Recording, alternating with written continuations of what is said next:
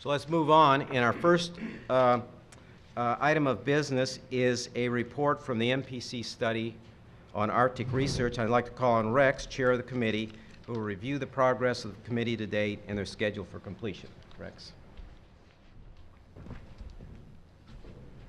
Thanks, Chuck. Good morning, everyone. I've got a slide deck that I will take you through the first two or three, and then I'm going to have the chair of the coordinating committee come up and really take you a little deeper into where we are with the study. But see if I get the slides right. So on this first slide, the Arctic research study was undertaken by the Council in response to the Secretary's request in his letter of October 2013, and we've summarized the essential question the Secretary put to the Council in the box up there. What research should the Department of Energy pursue, and what technology constraints must be addressed to ensure prudent development of Arctic oil and gas resources while advancing U.S. energy and economic security and ensuring environmental stewardship? Excuse me. So the objective of the study obviously is to address those questions that were raised by the Secretary in his letters, and in doing so, we also know that this study is going to support a number of other issues as well, including implementation of the U.S. national strategy for the Arctic region.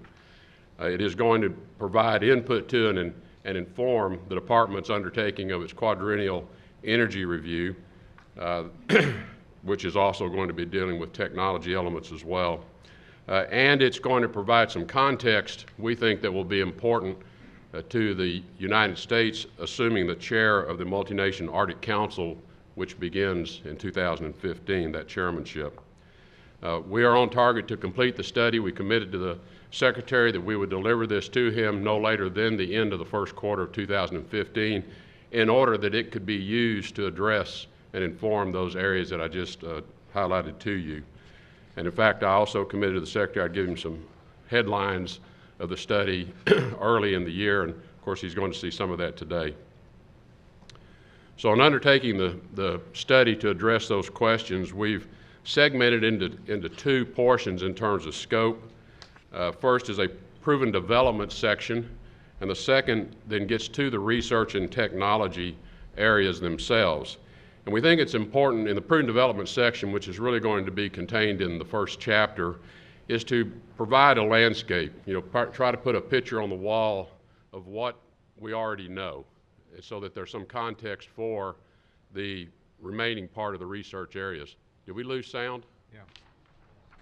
Okay. Where's the techies? The techie gurus. See if we can get ourselves back up here. Y'all can probably hear me, but I'm not sure people on the webcast will be able to hear. Mr. Secretary, I'll probably use yours. This one. oh yeah, you want to use this?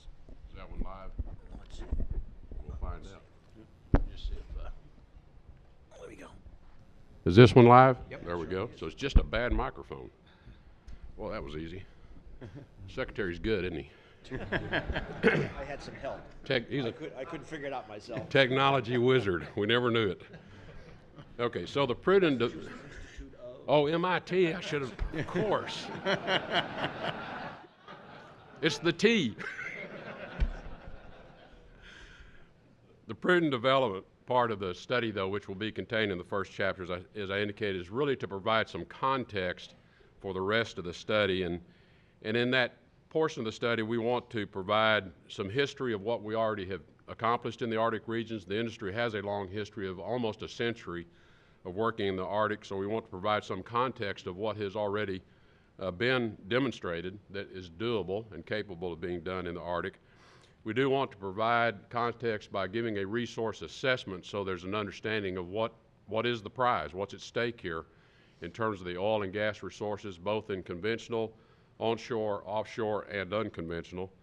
And then we want to also, in looking at that history, provide some understanding of how do you go about developing in the Arctic? What are the sequence of steps that have to be taken to achieve a commercial development in the Arctic? And then what are some of the challenges, obviously, in terms of economic challenges, regulatory challenges, skill sets, both human skill sets and technology skill sets. And then what has been the role of government? What is the role of government, both here in the U.S. and the importance of international collaborations because Arctic development is going on, obviously, in other nations around the world. So the report outline on the right basically touches on those areas in terms of how we will go about that. The research and technology scope is then subsetted into 6 chapters, and this is really the major part of the work. There are 4 research and technology areas shown. First is to characterization and measuring the ice environment. And again, I think what you're going to see, and Carol's going to show you a little bit in greater depth, we want to ensure people understand the Arctic is not an homogeneous environment. It has a great deal of variety to it. And therefore, technology approaches and challenges to prudent development of the Arctic are variable depending on the types of environments you're dealing with.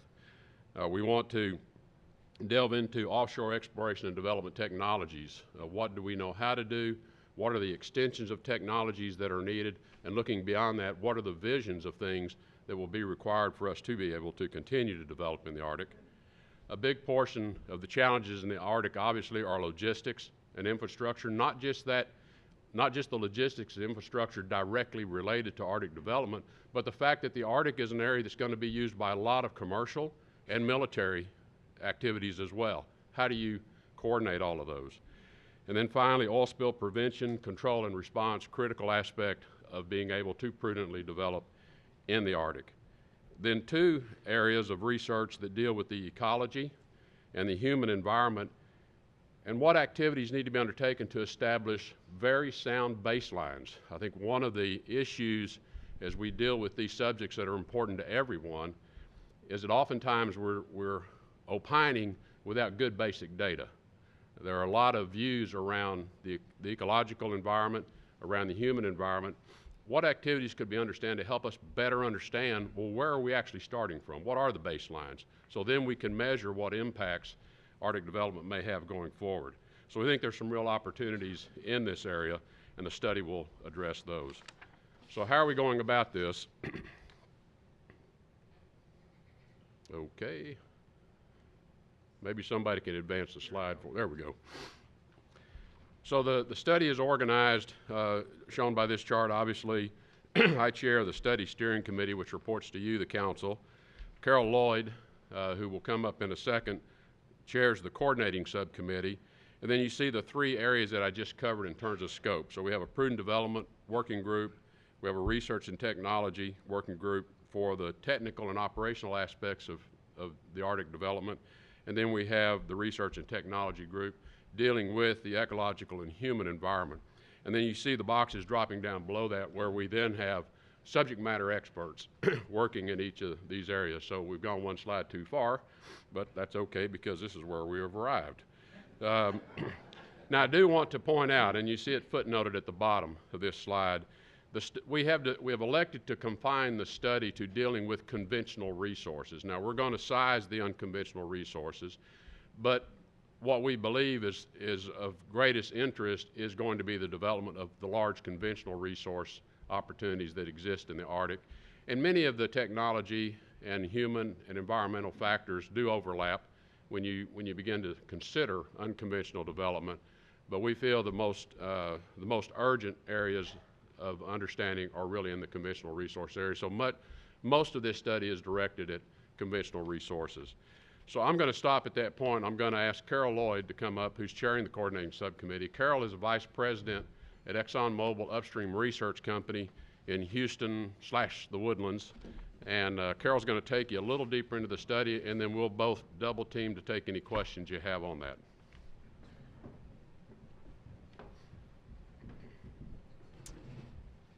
Thank you, Rex. Good morning, everyone. In the remaining time on the Arctic, I'm going to do 3 things. I'll talk to you about the team that we've brought to bear to explore the Secretary's question. I will give you a preview of some of the key findings and dive in a little bit of detail on that.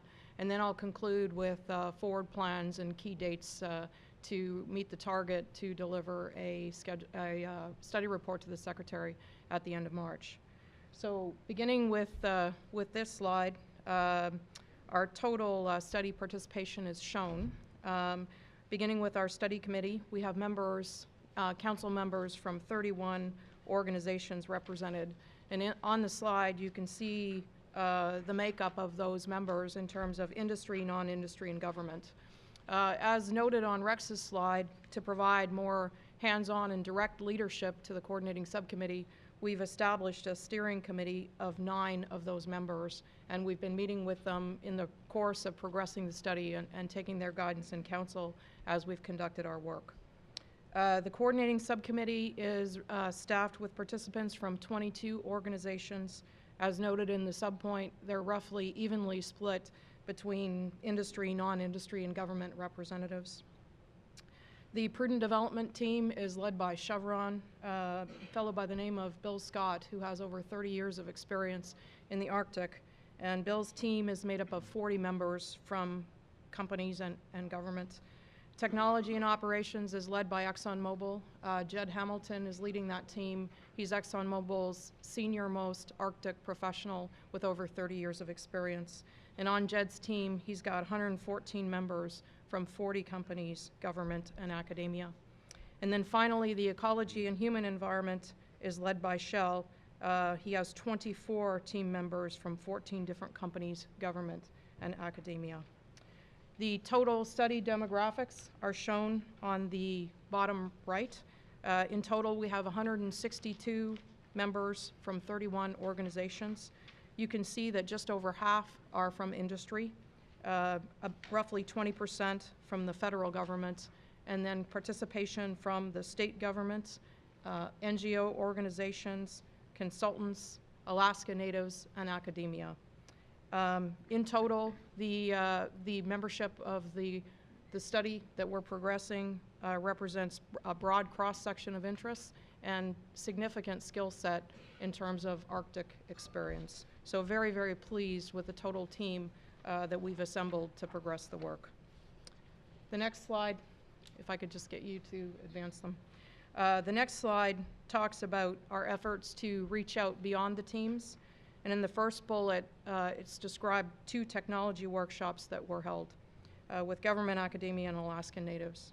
The objectives of these workshops were to brief the participants of the workshop on what we were doing in the study, and also to provide input to the study members so that we could form our recommendations on future R&D opportunities. In order to make recommendations on future R&D opportunities, we needed to understand the full scope of research that was already being conducted, and indeed that is substantive.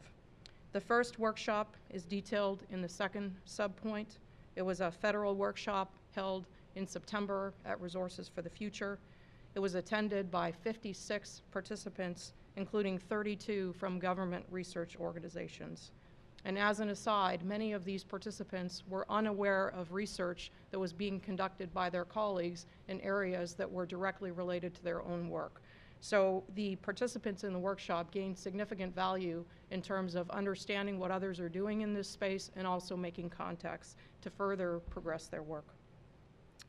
A key finding from the Washington workshop is detailed in the second bullet. The workshop reinforced the need for collaborative studies and research because there are areas where the industry views that technology has been developed that is proven, but regulatory and stakeholder acceptance requires additional work. This specific area is in technology for well secure and oil spill response, and these will be recommendations that will be forthcoming in the study report. Some specific opportunities that were discussed in the workshop are shown in the third bullet.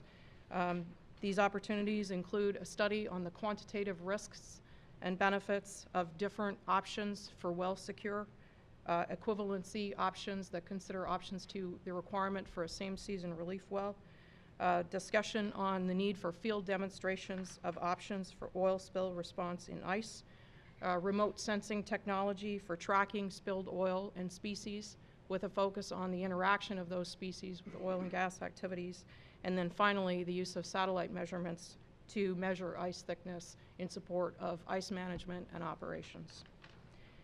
We held a second Alaska workshop in November at the University of Alaska Fairbanks, and this workshop was attended by 56 participants, including 42 Alaska-based participants. Key conclusions from the workshop were similar in terms of the technology priorities that I just outlined, And as importantly, this workshop provided the study participants with the local perspective. It provided the local residents with a little bit more insight in terms of the study's focus and what we were intending to do. In addition to these 2 workshops, we also held briefings with other interested parties. We held 21 of those briefings. Those were largely held in Washington, but not exclusively, and they were held with interested parties that had something to share with us with regard to their concerns regarding our scope. In those briefings, we provided an outline similar to the charts that Mr. Tillerson just reviewed with you and helped them to understand what our study scope and schedule and focus was going to be. So in all, very, very pleased with the team and also with the external activities in terms of providing input and data to inform the study. I'm going to move now to discussing the key findings in the report. This slide has 6 bullets on it, and these bullets represent the key findings. They're also, you can think of as an outline for the executive summary, which we're currently working on. And I'll walk through each of them and give you a little more color commentary on these points. In the first point, there is significant global Arctic oil and gas resource potential, and it can contribute significantly to meeting the world's energy needs. We use the U.S. Geologic Survey's estimates of Arctic potential, and they estimate that there is over 500 billion barrels of oil equivalent of potential, and about 80% of that, or just over 400 billion barrels of potential, is undiscovered. This undiscovered potential represents 25% of the world's remaining undiscovered conventional oil and gas potential. So indeed, a significant prize.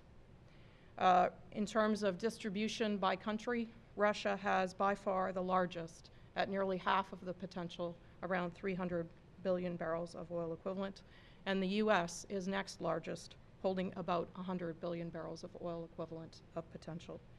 Considering oil resources, the Arctic is assessed by the USGS to have about 100 billion barrels, and the U.S. holds roughly half of this potential. And given the long timelines and the significant portion of the prize that it's assessed to be undiscovered, exploration is needed now to enable production and development of these resources in the 2030s and beyond. Secondly, regarding the physical environment, Rex alluded to this in his comments. The presence of ice presents some unique challenges in the Arctic relative to other production areas, and I'll build on this more in a moment in the next slide. Thirdly, the petroleum industry has a long history of successful operations in the Arctic, beginning with exploration drilling in the U.S. and Canadian Beaufort Sea in the 60s through the 80s. There have been roughly 75 exploration wells drilled in the Beaufort Sea. The first onshore development in Arctic-like conditions was in 1920s in Canada and Norman Wells. We have the Cook Inlet development beginning in the 60s and 70s, the Transatlantic Pipeline, Trans-Alaska Pipeline, and then, of course, the recent developments in Russia in the 2000s and beyond. This long history of successful operations in the Arctic has been enabled by continuous technology advances and continuous learning through operations, and this would be expected to continue.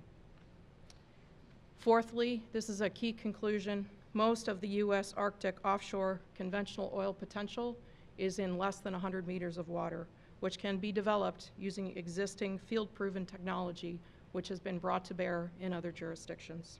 And I'll say more about this 2 slides from now. Fifthly, we recognize that the ability to technically develop these resources is only one element that will be needed in order for us to realize the benefits of this potential. And what another element is securing public confidence and incorporating local knowledge into our development plans. And industry and government share the responsibility for securing public confidence, and we will build out recommendations in that regard in the report. And then finally, as Mr. Tillerson mentioned, the prevention and mitigation of oil spills is the top issue on the minds of many stakeholders, industry, government, and local residents. And there have been substantial recent technology and regulatory advancements that reduce the risk and consequences of a spill. And some of these technology advancements cannot yet be applied in the U.S. because they are not yet accepted by all stakeholders. And again, this opens up the opportunity for collaborative research, which will be another recommendation in the report.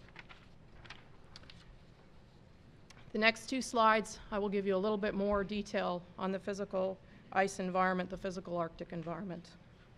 And the first bullet, Mr. Tillerson alluded to, Arctic conditions vary substantially from basin to basin, from summer to winter. I suppose summer to winter is pretty obvious. Once you start thinking about ice, those of us that live in the southern climates, I live in Houston, might think that ice is ice, and in fact that's not the case. And I'll direct your attentions to the pictures at the bottom to really bring that to light. Beginning with the picture on the far left, we have a photo of first-year ice with numerous pressure ridges. This photo was taken offshore Sakhalin Island, and first-year ice reaches a thickness of 1.5 to 2 meters thick in a single season. It enables you to drive on it. You can do winter operations on the ice. The second picture is a multi-year ice ridge in the Canadian Beaufort Sea. These ice ridges are typically 3 to 5 meters thick, and they are formed when the wind compresses first-year ice sheets up against each other and forms a rubble zone, and they're refrozen. And these, again, get to be quite thick. They form the dominant features for icebreakers and other operating considerations. In the third picture, we see open water in obviously Arctic-like conditions because there's an iceberg floating there. That photo was taken off the coast of eastern Canada. The amount of open water season is a key consideration in exploration and development, because if you have a significant amount of open water season, you can conduct exploration drilling using technology from more temperate climates, traditional technology that's proven. And then finally, the picture on the far right is a 6-kilometer ice island that's embedded in first-year ice. And that photo is taken in the Arctic Ocean, north of the Canadian archipelago. And it's in this case, the ice island is drifting west towards the Beaufort Sea. So I hope from looking at these photos, you get a sense of the variability of the Arctic conditions across the world.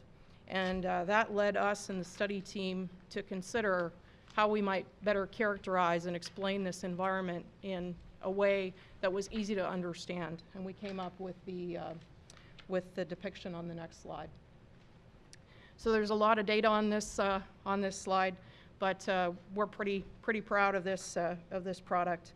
The industry members that were participating on the coordinating subcommittee each had different terms that we were using to describe the physical environment, and we collaborated to come up with this system. And what it describes is 5 tiers of physical environment that are found in the global Arctic. And each row on the slide represents a different technology challenge for exploration and development. And Tier 1 can be thought of as the easiest, and Tier 5 can be thought of as the hardest, as depicted in the arrow on the left. The first 2 columns describe the physical ice environment and water depth and amount of open season, as I described with the pictures on the previous slide.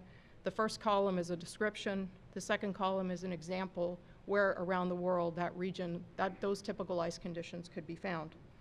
The third column describes the implications for exploration and development in terms of the technology needed to develop a resource that's located in such a physical environment. You'll notice immediately that in the first 3 tiers there are photos, and in Tier 4 and 5 there are not. That's because Tier 1, 2, and 3 have been demonstrated globally, and Tier 4 and 5 have not been demonstrated, well, at least not yet. The next thing you'll notice if you scan down the examples column is that the U.S. Beaufort and Chukchi Seas are contained entirely in Tier 2 and Tier 3.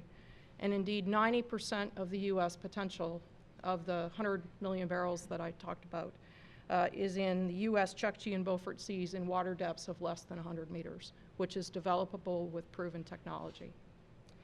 A final general comment, and then I'll give you a quick tour through the photos, is that in Tier 4 and 5, although we say any water depth greater or less than 100 meters is key, in less than 100 meters, we can pursue a development supported by a gravity-based structure, such as has been used at Sakhalin Island. And in greater than 100-meter development, that requires subsea technology, and extensions are required. And then finally, in Tier 5, where we speak of limited to no open water, this represents a particular challenge because without a significant open water season, it's very difficult to mobilize equipment to location. And again, technology extensions would be required. Quick cruise through the photos on the right. In Tier 1, we have typically ice-free in any water depth, and the examples shown are the Snøhvit subsea development in Norway, which represents the first Arctic subsea development. It's 140 kilometers from shore in roughly 300 meters of water depth, and it started up in 2007.